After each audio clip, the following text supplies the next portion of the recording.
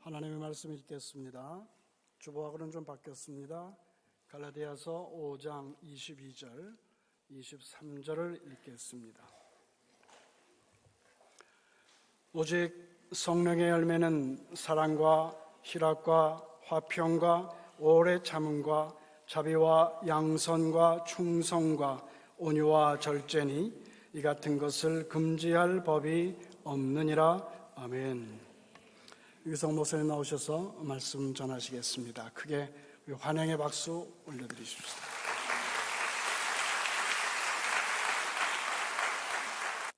감사합니다. 감사합니다. 제가 신학교 다닐 때 그 해리 아이온사이드 박사님이 무신론자 한 사람과 공개 토론했던 이야기를 읽고 굉장히 흥분했었습니다. 무신론자와 하나님이 정말 살아계신가 안 계신가에 대해서 공개 토론하자고 하는 제안을 받고 이 해리 아이온사이드 박사님이 좋다, 우리 한번 공개적으로 토론해보자. 그 대신에 내가 하나 제안을 하겠는데, 내가 말하는 그런 하나님이 안 계시다는 무신론을 정말 믿고 삶이 변화된 사람이 있다면 두 사람만 증인을 데리고 나오라. 나는 하나님이 계시다는 것을 믿고 삶이 변화된 사람 100명의 증인을 내가 데리고 나오겠다. 그 증인을 세워놓고 우리 한번 토론을 해보자. 그렇게 제안을 했는데 그 무신론자가 그러면 그만하자. 그래서 공개 토론에 그냥 도망을 가버렸다고 하는 이야기를 읽고 얼마나 통쾌했는지 모르겠었어. 하나님은 정말 살아계신 하나님이시구나. 그러면 그렇지, 하나님을 믿고 변화된 사람은 너무 많고 하나님이 안 계시다고 믿고 변화된 사람이 누가 있겠어. 그런 생각을 했었습니다. 그런데 한참 지나서 가만히 생각해 보니까 정말 하나님을 믿고 변화된 사람 100명을 나는 데리고 나올 수 있을까 하는 생각을 하게 됐어요. 아무리 생각해도 이건 쉬운 일이 아닐 것 같아요. 여러분, 시드니에 하나님을 믿고 변화된 사람 100명은 뭐 넘치겠죠? 혹시 여러분 한번 생각해 보세요. 정말 하나님 믿고 변화된 사람, 삶이 변화된 사람, 누가 봐도 이 사람은 정말 완전히 변화된 사람, 다른 사람하고 전혀 다르게 완전히 거듭난 사람, 여러분 주변에 몇 사람쯤 생각납니까?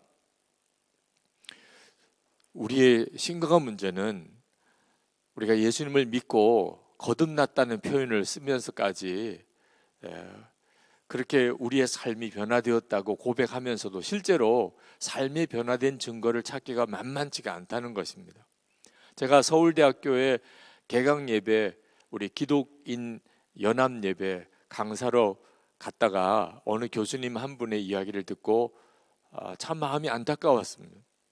그분은 항상 새 학기에 신입생들을 이렇게 맞이하면 예수 믿는 학생은 몇 명쯤 이번에 서울대학에 왔을까, 그게 이제 궁금해서 강의 시간에 예수 믿는 사람 한번 손들어 보라고 이렇게 늘 요청을 한답니다.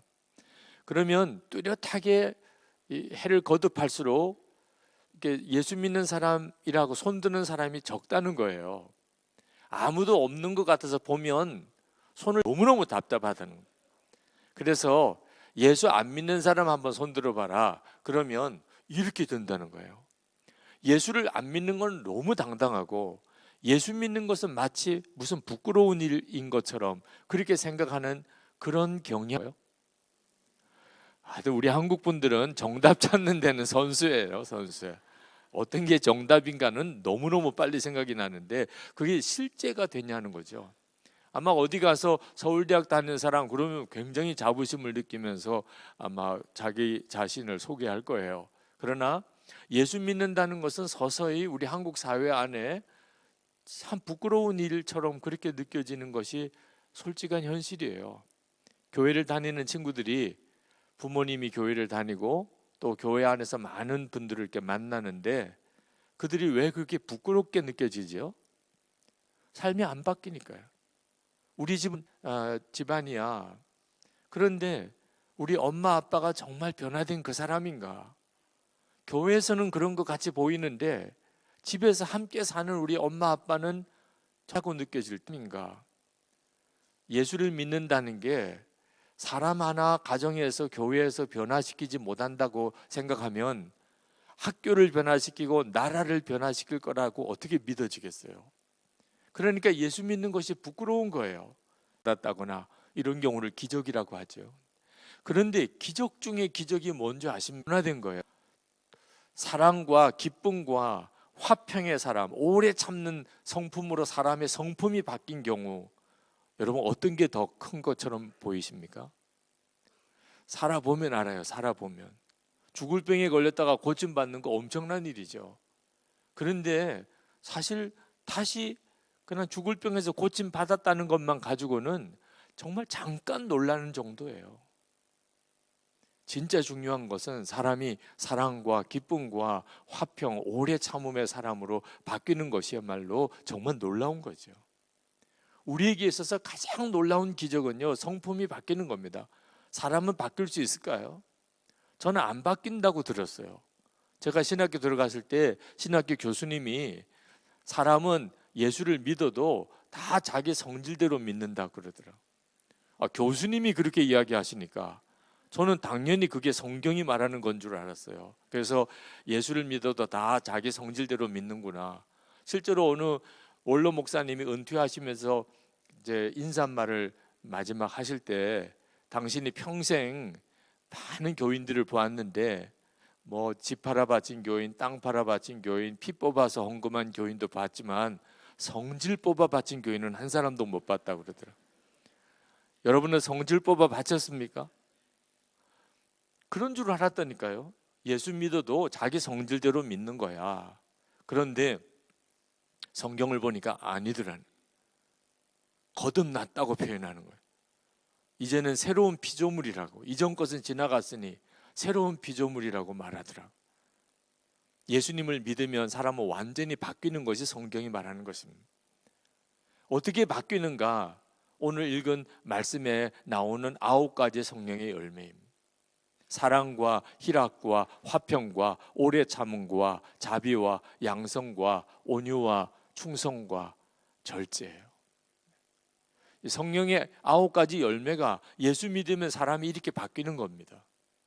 그런데 안타까운 것은 이 성령의 9가지 열매를 외우는 것으로 그냥 만족하는 사람이 많아요. 물론 못 외운 분들도 지금 있겠죠. 네. 나는 성령의 열매를 다 알아. 그걸로 그냥 넘어가요. 네. 아니, 성령의 9가지 열매를 외우는 게 뭐가 중요해요? 실제로 그런 사람이 되어야 그 사람이 구원받은 사람인 거죠. 초대교회 때는 예수 믿는 것 자체가 결코 쉬운 일이 아니었습니다. 요즘 세상에는 전도 받아서 누구나 예배당에 예배 같이 드리고 환영하지요. 처음 교회 나온 사람 다 환영하지요. 그런데 초대교회는 그러지 않았습니다. 내가 예수 믿고 싶다. 그러면 일단 의심부터 하고 봐야 돼. 얘 또 간첩 아니야? 그때 당시는 예수 믿는 사람 다 끌려가서 감옥에 들어가거나 재산 다 뺏기고 심지어 죽임을 당하던 그런 무서운 핍박의 시대였습니다. 누가 도대체 예수 믿는 사람인지를 알아내려고 예수 믿는 척하고 이렇게 첩자가 교회 안에 침투해 들어와서 예수 믿는 사람 파악해서 그들을 다 잡아가는 그런 시대였습니다. 그러니까 누가 예수를 믿겠다고 그러면 일단 겁부터 나는 거예요. 그래서 예배 드리는 공동체 안에 처음부터 들어오지 못합니다. 3년 정도 이상을 그 사람을 정말 예수 믿는지, 정말 예수를 영접한 사람인지, 그리고 양육 과정을 거치고, 그리고 세례를 주고, 그 다음부터 성도들과 함께 성찬식이 있는 회중 공동체에 들어올 수 있었어요. 그 3년 동안에 검증해야 되는 것은 이 사람이 진짜 거듭났느냐 하는 겁니다. 정말 원수도 사랑하고 항상 기뻐하고 끝까지 인내하고 정말 화평하는 그 사람인가? 이 사람에게 정말 온유함이 이제는 생겼나? 절제하는 사람인가? 성령의 열매가 정말 이 사람에게 있는가? 진짜 거듭났나? 그걸 확인하고 난 다음에 이 사람은 세례를 줄 수 있었어요. 근데 이것이 콘스탄틴 황제 때 로마의 기독교가 전체가 다 이제 국교가 되면서 완전히 변질되기 시작했어요. 이제는 사람이 변했다는 증거가 없어도 그냥 입으로만 예수님을 구주로 영접하면 그냥 세례 주는 시절로 바뀌었어요. 그래서 지금 한국 교회, 우리가 지금 경험하고 있는 이 교회가 성경과 달라지게 된 겁니다. 성경에 있는 대로 지금 교회가 되어지지 못하고 있어요. 예수를 믿는 것 자체에 대한 기준을 성경 기준과 완전히 다르게 적용하고 있기 때문에 우리는 그저 예수님이 십자가에 우리의 죄를 위해서 십자가에 달려 죽으시고 그래서 내가 속죄함을 받았다 그렇게 듣고 동의하고 입으로 고백하면 그냥 세례를 주고 예수 믿게 돼요. 근데 초대교회는 그러지 않았습니다. 진짜 이 사람이 정말 거듭났나 변화되었나 하는 것을 확인한 다음에 그 사람을 세례를 주었어요. 우리 한국교회 초창기도 마찬가지였습니다. 백사겸이라고 하는 맹인 점쟁이가 있었습니다. 대단히 유명한 사람이었고 돈을 엄청나게 벌었습니다. 그러나 그 사람의 마음속에는 공허함이 가득했습니다. 왜? 자기가 하는 일이 다 거짓 술수거든요. 사람의 심리를 교묘하게 이용해서 그렇게 점쳐주면서 그 사람의 불안한 마음을 이용해 가지고 돈을 버는, 자기는 알지요. 근데 복음을 듣게 됩니다. 그리고는 그가 예수님을 영접하게 돼요. 갈급한 심령이니까. 근데 문제는 이제 세례를 받게 되면 정말 회개해야 됩니다. 그동안 자기가 점쟁이로 돈 벌던 거 다 이제 청산해야 돼요. 그 말은 완전히 자기는 거지가 된다는 뜻이에요. 그동안 점쟁이 노릇하면서 사람들의 심리를 이용해서 엄청나게 돈을 많이 긁어 모았던 거 다 이제 다 다른 사람에게 다 나눠주고 자기는 점도 이제 칠 수가 없으니까 구걸하고 거린으로 살아야 되는 거죠. 아내에게 당신 갈 데를 가라. 나는 이제 거린의 삶을 살게 될 수밖에 없으니 당신은 당신 갈 데로 가라. 그 부인도 예수님을 영접했으니 무슨 말입니까? 내가 당신과 함께 살겠습니다. 그래서 다 재산 다 나눠주고 있는 집 다 정리하고 예수 믿고 세례 받아야 되니까 그렇게 한 거예요. 그리고는 거린의 삶을 시작을 한 겁니다. 근데 가는 데마다 그 유명한 점장이가 갈 데도 없고 먹을 것도 없고 완전히 그냥 집집마다 다니면서 거린 신세가 됐다는 그런 이야기를 듣고 그분을 붙잡고 도대체 당신이 어떻게 됐길래 이렇게 됐냐, 예수님을 영접하고 정말 삶의 진짜 의미와 참 생명을 발견한 이야기를 자꾸 나누다 보니까 사람들이 변하기 시작하는 거예요. 예수를 믿는 사람들이 막 곳곳에서 일어나는 겁니다. 그래서 교회가 이 백사겸이라고 하는 맹인 점쟁이를 전도사로 임명을 한 거예요. 그래서 백사겸 전도사라고 우리 초대 한국교회의 유명한 분입니다. 그랬었어요. 예수를 믿는다는 것은 정말 그 사람이 완전히 회개하고 모든 죄악을 청산하고 이제는 정말 예수님과 함께 완전히 거듭난 사람이 된 것을 예수 믿는다고 말했다는 거예요. 근데 우리 안에는 예수 믿고 정말 사람이 변할 수 있을까? 증인이 별로 없어요. 예수 믿고 정말 변화된 사람 몇 사람이나 찾아볼 수 있을까? 성령의 9가지 열매 내게 맺혀 있나? 여러분 한번 스스로 점검해 보세요. 사랑이 있는 것 같은데 성령의 열매로서의 사랑은 원수도 사랑하는 겁니다. 희락, 기쁨, 내게도 기쁠 때가 있긴 하지요. 그런데 성령의 열매인 기쁨은 항상 기뻐하는 거예요. 오래 참음, 그건 끝까지 참는 거예요. 여러분에게는 이런 성령의 열매가 맺어지고 있습니까? 이것은 구원의 문제와도 직결되어 있는 겁니다. 아유, 목사님, 우리가 어떻게 삶을 그렇게 완전히 변화된 삶을 살 수 있겠습니까?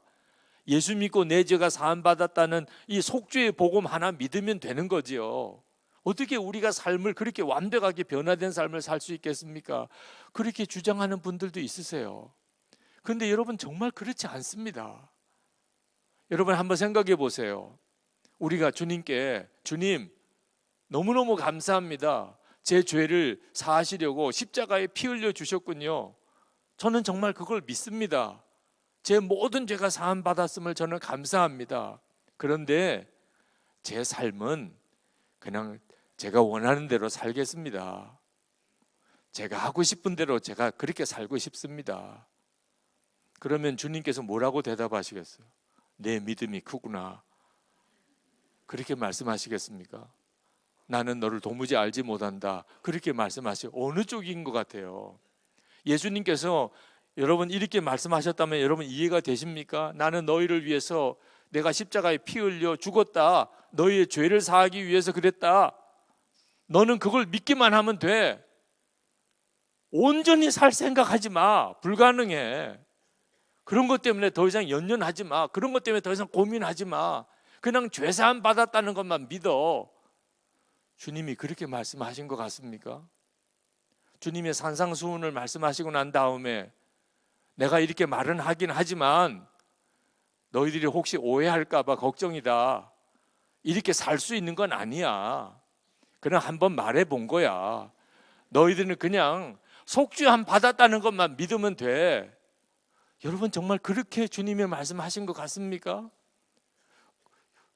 그런데도 그렇게 믿고 있는 성도들이 많은 거예요. 그냥 죄사함만 받았다는 것만 믿으면 구원받는 거지. 어떻게 사람이 다 완전하게 변할 수가 있겠어? 그러니 기가 막힌 겁니다. 믿기를 그렇게 믿으니까 변화된 삶 자체를 기대하지도 그 일에 대해서 갈망하지도 않는 거예요. 사람은 정말 변화될 수 있을까요? 그렇지 않다면 성령의 9가지 열매를 말씀하실 리도 없는 거죠. 어떻게 우리가 성령의 9가지 열매, 변화된 삶을 살 수 있을까요? 그렇게 살지 못하면 구원받은 것도 아니라고 생각해야 돼요. 제가 1907년에 벌써 한 12년이 됐네요. 한 달 동안 꼼짝없이 수술을 해야만 됐을 때가 있었습니다. 무언가 하나님께서 저에게 무언가를 말씀하시는 것 같아요. 그렇지 않고서는 이렇게 예상치 못했던 수술이 겹쳐지면서 꼼짝없이 한 달 동안 병원에 있으면서 이런저런 수술을 받는 것도 정말 이상한 일이죠. 설교를 매일 한 달 동안 매일 설교 스케줄이 잡혀져 있었는데 하나도 설교할 수가 없었습니다. 근데 병실에서 하나님께 기도했어요. 기도하면서 방언이 터지면서 뭔지 모르게 마음에 너무너무 애통함이 밀려오더라. 근데 그렇게 기도하면서 하나님께서 제 마음에 선명하게 생각을 주신 것이 말씀을 전하는 것과 실제로 사는 것에 틈이 생기는 것을 절대로 작게 여기지 마라. 하나님께서 저에게 그렇게 한 달 동안 꼼짝없이 병원에 입원해 있으면서 저에게 말씀하고 싶으셨던 것, 설교하는 것과 실제로 사는 것에 틈이 생기는 것을 절대로 작게 여기지 마라. 여러분들은 다 이해하실 줄 믿어요. 목사라고 설교한 대로 그렇게 다 살 수는 없잖아요. 이해하시죠? 저는 정말 그렇게 생각했어요. 아니 내가 그렇게 살지 못하지만 성경에 그렇게 나와 있으면 설교해야지 뭐. 설교한다고 어떻게 또 다 그렇게 살 수 있겠어요? 그래서 제 마음속에 어느 정도 말씀대로 다 살 수 없다는 것을 그냥 받아들이고 있었어요. 근데 그날 너무나 놀랍게 주님께서 저를 두렵게 하였습니다. 그때 그 이후로 1907년 그 이후로 한국 교회 안에 정말 큰 교회 목사님, 유명한 목사님들이 이런저런 일들로 스캔들로 무너지는 일이 계속 일어나기 시작했어요. 정말 전율할 만한 것이었어요. 하나님께서 나에게 그때 말씀하셨던 것이 바로 이와 같은 일들을 나에게 경고하신 것인가? 근데 문제는 도대체 어떻게 설교한 대로 그렇게 다 살 수 있냐는 겁니다. 아무리 목사라도 어떻게 설교한 대로 그렇게 다 살 수 있겠어요? 어떻게 성경 말씀대로 그렇게 다 살면서 설교할 수 있겠어요? 설교를 하지 말라는 뜻인가? 하나님이 답까지 주셨습니다. 어떻게 죄의 본성 자체가 죄인인 우리가 하나님의 말씀대로 살면서 그렇게 말씀을 전할 수 있냐? 답은 하나입니다. 24시간 주님을 바라보는 것. 24시간 주님을 바라본다면 나와 함께 계시니까 너무나 당연한 일이죠. 나도 주님을 그렇게 바라봐야 되는 거예요. 주님이 나를 그렇게 보고 계시니 나도 주님을 그렇게 바라보는 게 당연한 일이죠. 그렇다면 예수님이 나와 함께 계시는 것이 내가 바라보아진다면 하나님의 말씀대로 사는 것이 어찌 불가능하다고 할 수 있겠습니까? 주님을 바라보지 못하니까, 그러니까 육신에 끌려서 사는 겁니다.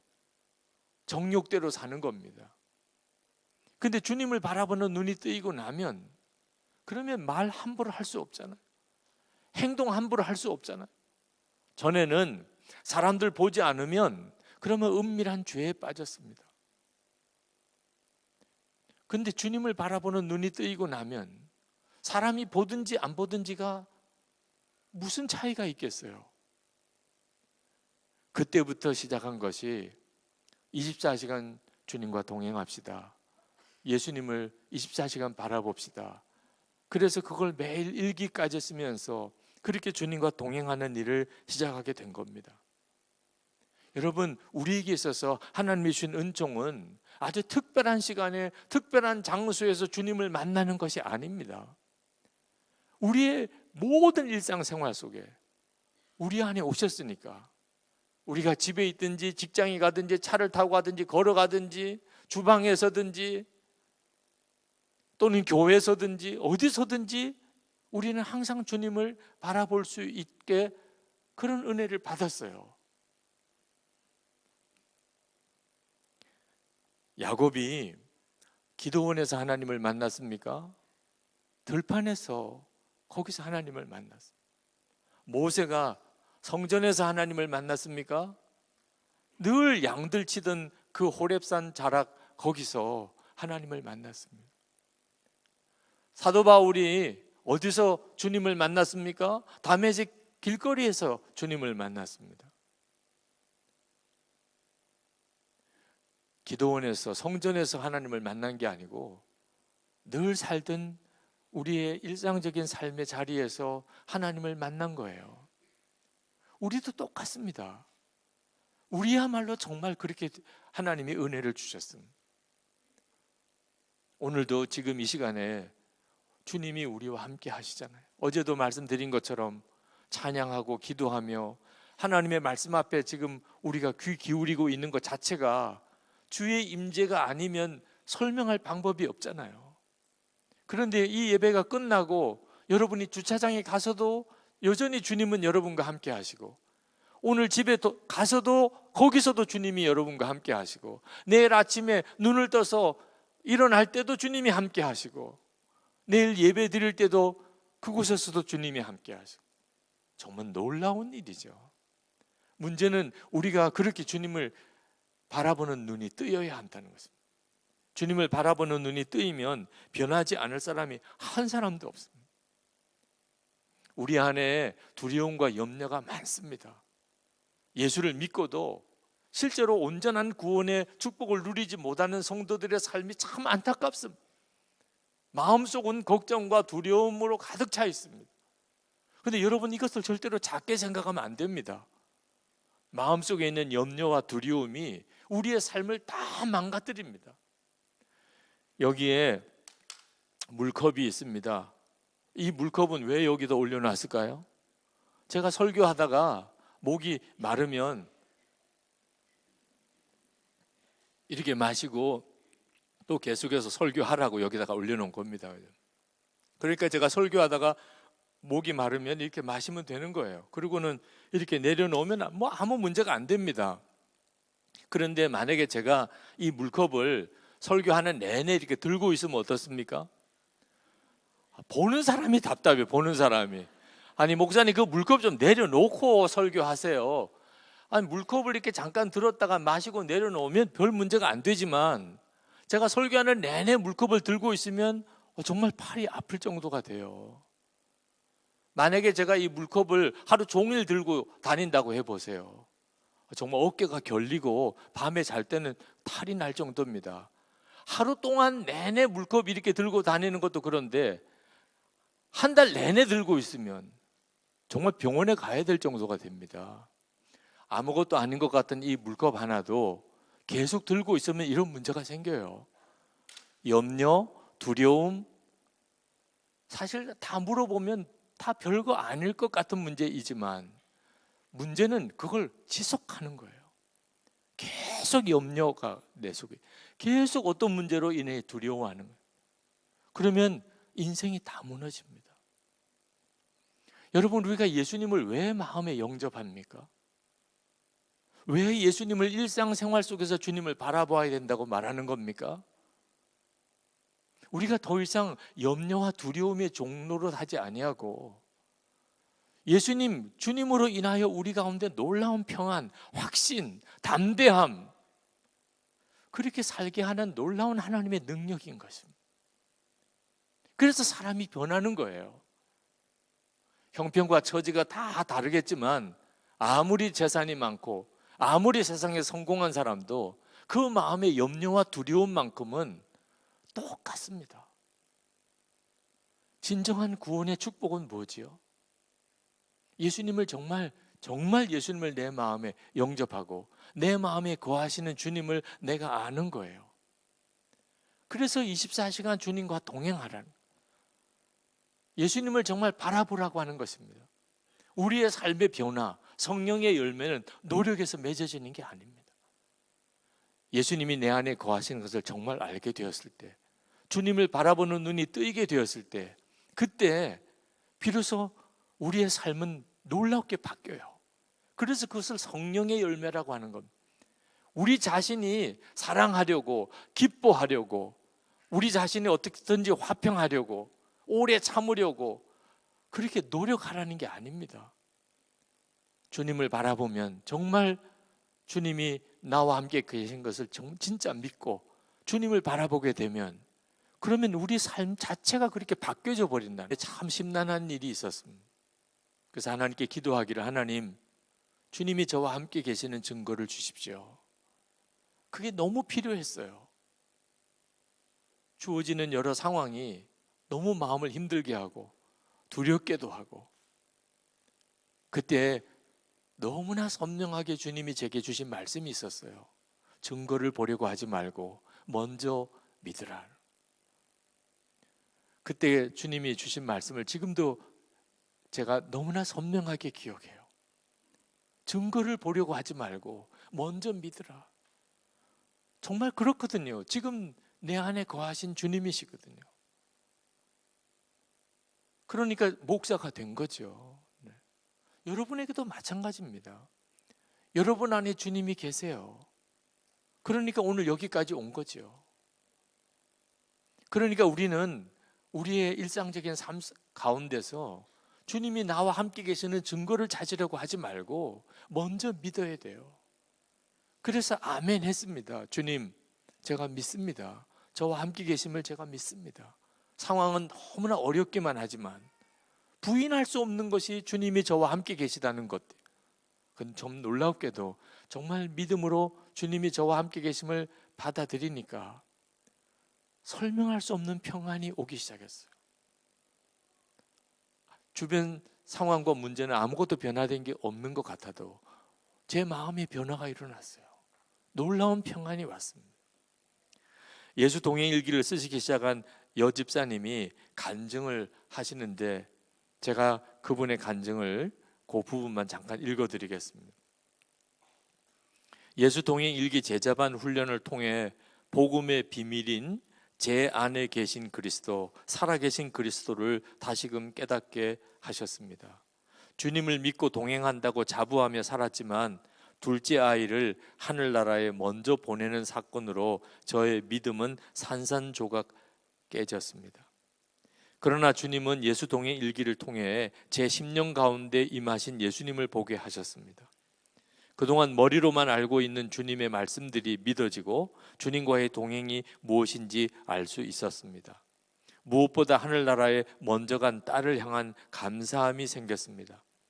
부족한 아빠 엄마의 품이 아닌 주님의 품에 있음을 감사하고 천국을 향한 소망이 생겼습니다. 예전에는 하루빨리 천국에 갔으면 좋겠다는 우울한 마음이 많이 들었는데 이제는 주님 앞에 있을 우리 딸에게 충성된 모습, 믿음의 엄마의 모습을 보여주고 싶은 소망도 생겼습니다. 하나님의 놀라운 계획을 다 이해할 수는 없지만 주님은 우리 딸을 저희 가정에 작은 예수님으로 보내주신 사랑에 너무도 감사합니다. 그동안 저의 삶의 행복, 기쁨, 감사의 말들이 사라진 단어들이었는데 지금은 제 입술에서 고백으로 흘러넘칩니다. 주님 앞에 다시금 나아갑니다. 살아도 죽은 것 같은 세월을 보낸 저에게 사랑한다, 너의 아픔을 다 알고 있다 라는 말씀으로 찾아와 주신 주님 감사합니다. 여러분, 실제로 주님을 바라보려고 하면 우리의 삶 속에서 내 마음과 생각, 성품이 완전한 변화를 경험합니다. 그래서 매일 일기를 써보라고 그렇게 권하는 거예요. 우리에게 있어서 무엇보다도 중요한 것, 그것은 내 안에 거하시는 주님을 실제로 내가 믿고 그 주님을 계속 바라보는 것입니다. 우리는 우리 스스로를 변화시킬 수 없어요. 그럴 수 있었다면 예수님이 십자가에 달리실 이유도 없었겠죠. 그런데 주님은 우리를 변화시킬 수 있으세요.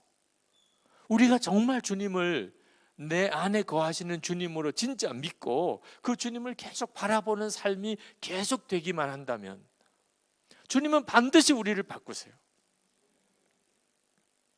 여러분, 하나님을 간절히 만나기를 원하는데 인격적으로 주님을 만나지 못했다고 생각하는 분이 있습니까? 나는 아직도 주님을 만난 적이 없어. 나는 아직 주님의 음성을 들어본 적이 없어. 그렇다면 여러분 잠잠히 매일 여러분의 삶에 아침에 눈을 뜰 때부터 밤에 잘 때까지 여러분의 마음의 생각 속에 여러분 안에 거하시는 주님께서 여러분에게 무언가를 말씀하신 것이 있는지, 내게도 무언가 주님이 말씀하신 것이 있는지, 성경을 읽을 때, 기도할 때, 누구와 만났을 때 혹시 주님이 내게 뭔가를 알게 하시고 만나게 하시고 듣게 하신 것이 없는지 여러분이 잠잠히 생각해 보며 그냥 생각나는 게 있다면 그냥 기록해 보세요. 매일 해보세요. 여러분이 다 알게 됩니다. 주님은 정말 내 안에 계시구나. 내게 분명히 말씀하고 계시구나. 아니, 예수님을 인격적으로 만나지 못한 그리스도인은 한 사람도 없습니다. 예수님을 인격적으로 만나지 못했는데 어떻게 신앙생활을 할 수 있단 말이에요? 예수님을 인격적으로 만나지 못했는데 그거 어떻게 교회를 다닐 수가 있어요? 예수님을 인격적으로 만나지 못했는데 그거 어떻게 간절한 마음으로 기도하고 싶은 생각이 들어요? 그게 다 주님이 하신 것인데. 어떤 청년이 나와서 정말 그렇게 묻더라고요. 목사님, 저는 예수님을 인격적으로 만나지 못했어요. 주님이 저에게는 관심이 없는 것 같아요. 그렇게 주님을 만나고 싶은데 저를 만나주지 않으세요. 그러면서 울어요. 제가 그 청년에게 말했어요.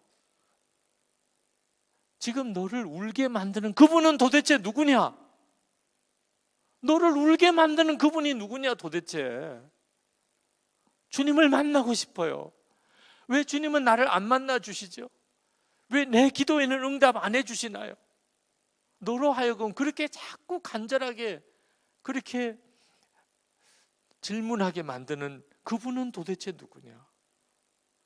예수님께서 내 안에서 너를 그렇게 갈급하게 하지 않았다면 네가 오늘 어떻게 나에게 나와서 그렇게 눈물로 주님을 만나고 싶다고, 주님의 음성을 나도 듣고 싶다고 그렇게 말할 수 있겠냐? 주님이시잖아. 너는 너무나 놀랍게 주님을 인격적으로 만나고 있잖아. 그 눈이 뜨여야 해요. 지금 여러분 안에 너무나 간절한 갈망을 주신 분이 주님이세요. 인격적으로 주님을 만나지 못한 분은 한 사람도 없어요.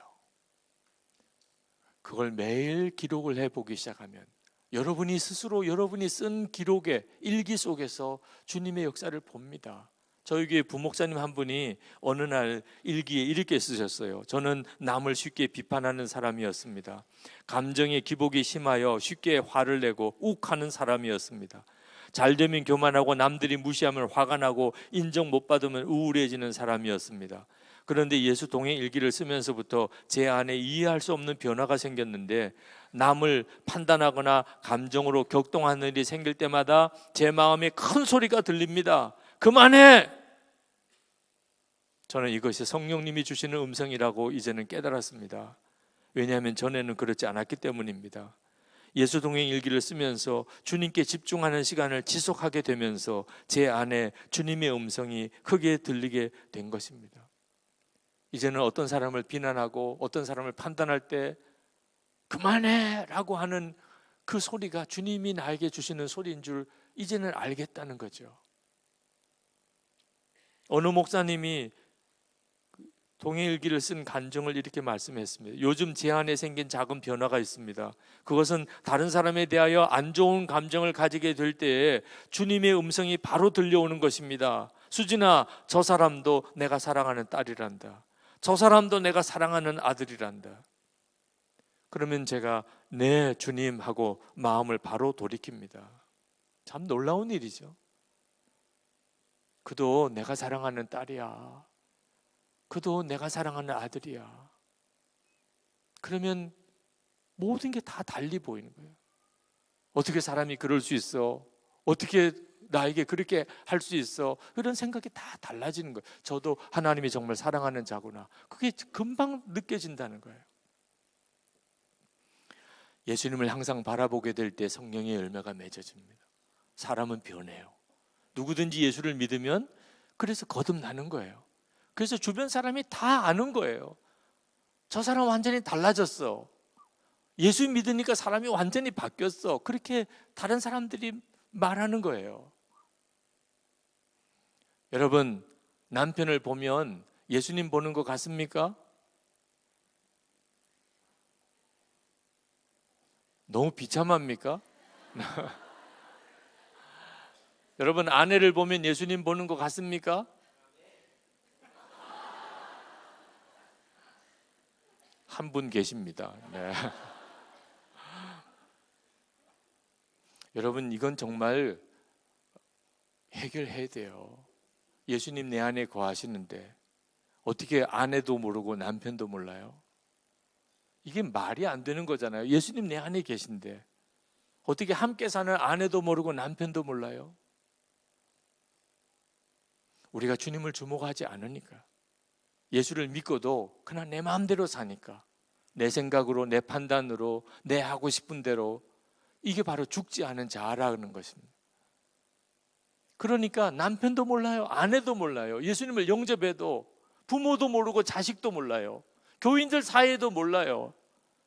그러니 예수 믿고 변화된 사람 100사람을 도대체 어디서 찾아옵니까? 24시간 주님을 바라보게 되면서 주님과 동행하게 되면, 그러면 비로소 원수도 사랑하게 돼요. 예수님이 원수인 우리들을 위해서 십자가에 죽으셨잖아요. 그 주님을 계속 바라보는데, 예수님을 정말 바라보게 되면 그러면 기쁨의 사람이 돼요. 상황을 보면 전혀 기쁠 수가 없지만 주님을 바라보면 기쁨이 와요. 예수님을 바라보게 되면 화평하게 돼요. 사람이 화평하게 주님이 만드시니까요. 예수님을 바라보면 그게 참는 거예요. 그냥 참는 거는 한계가 있어요. 근데 주님을 바라보면 끝까지 참을 수 있어요. 예수님을 바라보면 그게 자비한 사람이 되고, 예수님을 바라보면 그 사람이 선한 사람이 되고, 예수님을 바라보면 그 사람이 온유한 사람, 충성스러운 사람. 주님을 바라본다는 것 자체가 이제는 내 마음대로 할 수가 없다는 뜻이에요. 그게 절제예요. 예수님을 바라보게 되면 누구나 다 성령의 9가지 열매가 맺어지게 돼요. 삶이 변하게 됩니다. 어느 집사님 예수 동행 일기를 쓰라고 권했더니 그날 첫째 날 쓴 일기예요. 12월 28일부터 썼습니다. 큰아들에게 이 일기에 대해 이야기해 주었다. 오늘은 두 아들이 방학하는 날. 아이들은 너무 기뻐했지만 엄마인 나는 말할 수 없는 비통함이 몰려왔다. 이제 이 아들들과 44일간의 험난한 대장정을 어찌 헤쳐나가리요. 게다가 바로 이 순간에 주님과 24시간 동행하는 일기를 써야 되다니. 일기를 쓴 첫날 정말 기적적으로 아이들이 전쟁터 같은 상황에도 고성과 잔소리는 사라지고 작은 목소리로 타이르거나 야단칠 마음을 참고 지나갔다. 내가 계속해서 주님만 생각해 보려고 집중을 하다 보니 아이들이 호사를 누린 날이 되었다. 큰아들이 다른 때와 다른 엄마를 보고 물었다. 엄마, 그 일기 언제까지 쓸 거예요? 나는 순발력 있게 대답했다. 주님 오시는 그날까지. 정말 나의 바람이자 우리 아이들의 이 간절한 바람이 이루어지길 남편은 더 사모함으로 기도할 것이다. 정말 이게 도대체 어떻게 된 일이에요? 아니, 예수님께서 일기 쓴 그날부터 함께 계셨습니까? 그 집사님과 늘 같이 계셨잖아요. 그 집에 늘 주님이 함께 계셨던 거잖아요. 그런데 어떻게 이날 이렇게 놀라운 변화가 일어나는 겁니까? 주님이 나와 함께 계시는 것을 내가 이제는 정말 믿고 계속 그 주님을 나도 바라보자. 그리고 그것을 일기로 계속 기록해보자. 그렇게 하니까 주님이 그 삶 속에 놀라운 실제가 되신 거예요. 몇 해 전에 1000회 이상 예수 동행 일기를 쓰신 분들 다 한번 모아봤습니다. 그때 모인 사람이 87명이었습니다. 그때 모임의 주제는요, 예수 동행 일기를 쓰고 삶이 어떻게 변화되었나 그걸 서로 확인하는 시간이에요. 예수 동행 일기를 한 1000회 정도 쓰고 나니까 삶이 변했나 안 변했나 하는 것을 서로 확인해 보는 시간이었어요. 그때 간증하신 어느 남자 권사님 고백이었어요. 그분은 건축업을 하시는 분입니다. 주님의 은혜로 불안과 관계없이 1월부터 지금까지 하루도 쉴 틈 없이 공사 수주가 되고 있습니다. 언제인가부터 작업한 일이 마음에 들지 않으면 망설임 없이 바로 고쳐서 재시공을 합니다. 한 번은 공사한 것이 잘못되어 눈가림으로 작업을 하는데 주님께서 강하게 말씀하셨습니다. 너희 집이라면 이렇게 하겠느냐? 즉시 회개하고 순종했습니다. 주님, 제 마음이 안 들면 바로 수정해서 재시공하겠습니다. 그 후로 주님의 마음으로 공사에 임하였습니다. 그로 인하여 소비자들과의 관계는 신뢰로 이어져 소개의 소개로 공사의 수주가 계속되고 있습니다. 지금은 제가 공사하는 집들이 모델 하우스가 됩니다. 그것 때문에 저의 공사 수주에 많은 도움이 되고 있습니다. 예수님을 바라보게 되면 그러면 일하는 일터에서 모든 게 달라지겠어요. 변화된 담임 목사님을 지켜보던 부목사가 고백한 겁니다.